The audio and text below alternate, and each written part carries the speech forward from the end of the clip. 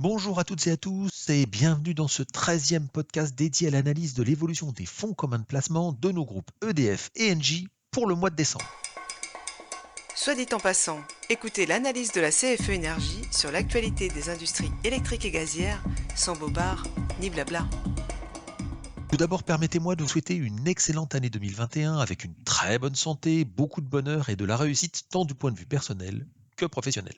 Enfin, évidemment, j'espère également que les différents placements effectués sur vos FCPE seront fructueux et vous permettront de réaliser vos projets les plus chers.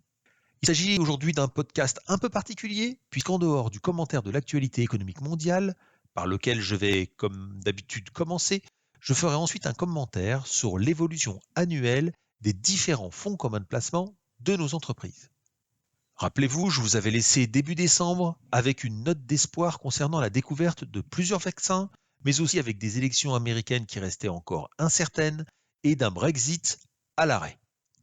Heureusement, la réponse à 2 de ces 3 interrogations permet d'y voir plus clair. En effet, les Anglais ont fini par trouver un accord avec l'Union européenne permettant d'éviter le saut dans l'inconnu et de favoriser les échanges entre la Grande-Bretagne et l'Europe.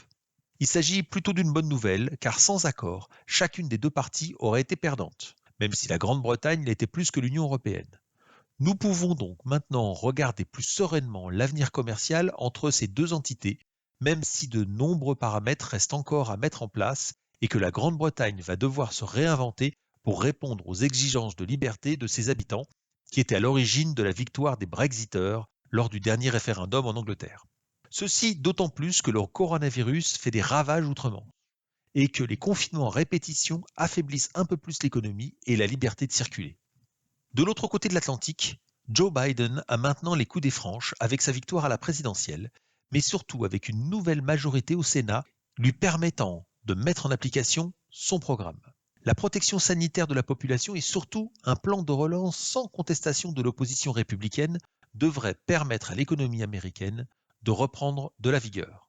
Donald Trump fera tout pour rendre la fin de son mandat le plus chaotique possible, ce qui inquiète toujours les marchés financiers tant les décisions de ce personnage sont compliquées à anticiper et à analyser. Reste l'incertitude des vaccins, qui, même s'ils sont prêts et efficaces, vont mettre beaucoup de temps à être administrés à la population mondiale.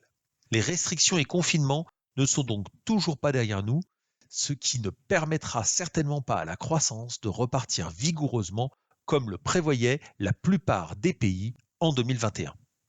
Ainsi, même si les faillites des entreprises ont été relativement faibles en 2020, grâce aux très nombreuses perfusions financières, il n'en demeure pas moins qu'il ne s'agit que d'un retard d'échéance et que 2021 et 2022 vont être extrêmement difficiles pour de nombreuses entreprises et malheureusement les salariés qui y travaillent. Cela reste donc la principale incertitude identifiée pour le moment. Les autres arriveront bientôt, qui permettra de relancer l'activité économique toujours sous perfusion des centaines de milliards déversés par les banques centrales. À ce jeu-là, c'est la Chine qui s'en tire le mieux, puisque la Covid semble avoir disparu et qu'il s'agira du seul pays dont la croissance sera positive cette année grâce à un confinement drastique, mais semble-t-il unique en début d'année.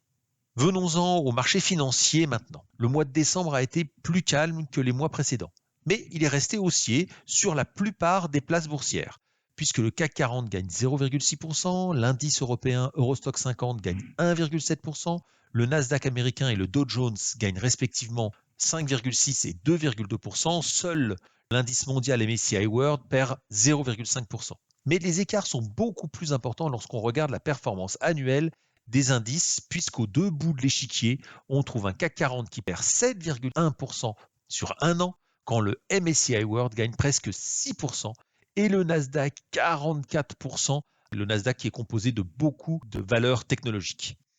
Ainsi, qui aurait dit au mois de mars, au lendemain du premier confinement, que la plupart de nos fonds communs de placement termineraient l'année avec une performance positive?